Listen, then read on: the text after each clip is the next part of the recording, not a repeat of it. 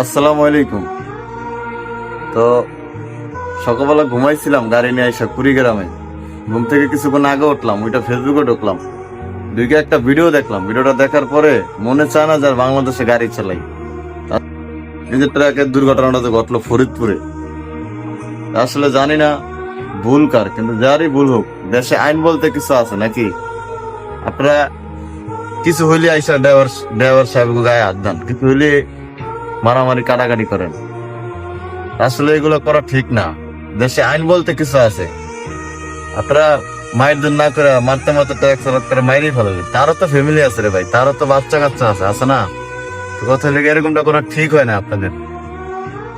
দেশে আইন বলতে কিছু আছে, কিন্তু বাংলাদেশের আইনে পরোয়া করে না মনে হয় মানুষ। ঠিক আছে, মনটা অনেক খারাপ ভাই।